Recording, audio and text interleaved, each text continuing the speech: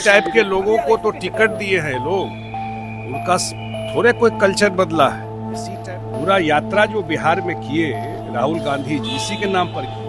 अब चर्चा भी कर रहे हैं कहीं ऐसा यार मुद्दा खत्म हो गया, तो वो तो पॉलिटिकल टूरिस्ट है। चुनाव में अपना टूरिज्म करने के लिए भी हमका क्या लेना देना है राहुल गांधी का बिहार से। अभी ही सीट के लिए अभी ही मारामारी चल रही है, वो बिहार का क्या करेंगे?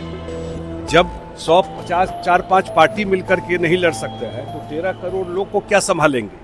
नमस्कार, आप लाइव सीरीज देख रहे हैं। मैं हूं आपके साथ काव्या। महागठबंधन में सीट बंटवारे को लेकर जिस तरीके से खींचतान हुई और उसको लेकर एनडीए गठबंधन की ओर से काफी सारी बयानबाजियां की गई। एक बार फिर से जेडीयू के कार्यकारी अध्यक्ष और राज्यसभा सांसद संजय झा ने कहा है कि इतनी पार्टियां एक साथ रहकर भी 14 करोड़ जो बिहारी हैं उनके लिए चुनाव नहीं लड़ पा रहे हैं और किस तरीके से उनकी पार्टियों में सीटों को लेकर खींचतान बना हुआ है। साथ ही कांग्रेस प्रदेश अध्यक्ष राजेश राम की सीट कुटुंबा को लेकर भी उन्होंने बातें कही है। इसके अलावा राहुल गांधी पर भी हमला बोला है। आप खुद संजय झा को सुनिए कि वो क्या कुछ कह रहे हैं। इसी टाइप के लोगों को तो टिकट दिए हैं लोग, उनका थोड़े कोई कल्चर बदला है। इसी टाइप के एलिमेंट उस पार्टी में जो 15 साल पूरे दुनिया में बिहारी बोलने में शर्म लगता था, आज भी वही लोग हैं। आप गौर करके देखिएगा,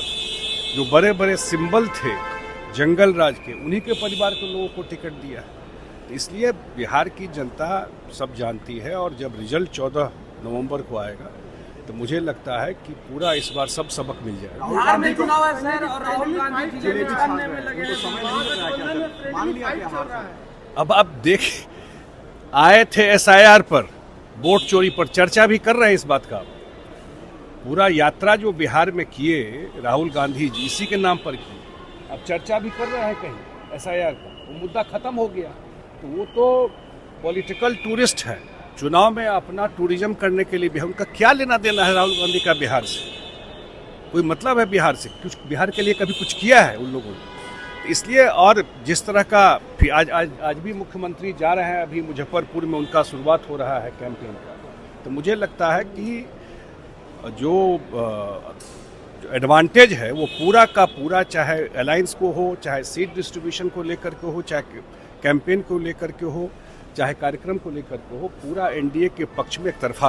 कांग्रेस में सर विवाद चल रहा है। प्रदेश अध्यक्ष कह रहे हैं कि जो स्थिति है उससे पार्टी नहीं चल पाएगी, टिकटों को काटने को लेकर आपसी तो देख रहे हैं क्या हाल है कांग्रेस, जो वायरल हुआ है, क्या हाल है प्रदेश अध्यक्ष का, वो आप स्थिति देख रहे हैं कांग्रेस का। फ्रेंडली फाइट क्या होता है? इसका मतलब बिहार की जनता क्या समझते हैं? अभी ही सीट के लिए अभी ही मारामारी चल रही है, तो वो बिहार का क्या करेंगे? जब 150 4-5 पार्टी मिलकर के नहीं लड़ सकते हैं तो 13 करोड़ लोग को क्या संभालेंगे? जब एक साथ नहीं बैठ सकते तो इनकी स्थिति देख रहे हैं ना, कितनी जगह आपस में ही कैंडिडेट खड़ा हो गया। आज तक ये फैसला, कल जाकर के शायद नंबर निकाले। उनको भी पता है कि रियलिटी क्या है, तो इसलिए अपना टाइम पास कर रहे हैं, कुछ दम नहीं। तो आपने राज्यसभा सांसद संजय झा को सुना। एक तरफ जहां उन्होंने बिहार चुनाव को लेकर एनडीए को एक मजबूत स्तर बताया कि एनडीए एक जो है काफ़ी मजबूती के साथ चुनावी मैदान में है, तो वहीं दूसरी ओर महागठबंधन में जिस तरीके से सीटों को लेकर खींचतान जारी है, जिस तरीके से एक सीट पर आरजेडी और कांग्रेस दोनों के उम्मीदवार उतारे गए हैं, इस पर संजय झा ने कहा है कि इनका गठबंधन ही ठीक नहीं है। जिस तरीके से ये लोग इतनी सारी पार्टी मिलकर एक गठबंधन में है, फिर भी इन लोगों में समन्वय नहीं बन पाया है। आपको मालूम है कि महागठबंधन में जिस तरीके से सीट बंटवारे को लेकर खींचतान जारी थी, कल आखिरी दिन, दूसरे चरण के नॉमिनेशन का कल आखिरी दिन था और ऐसे में कल आरजेडी के द्वारा लिस्ट भी जारी किया गया। वो लिस्ट भी हमने आपको लाइव सीरीज पर दिखाई थी।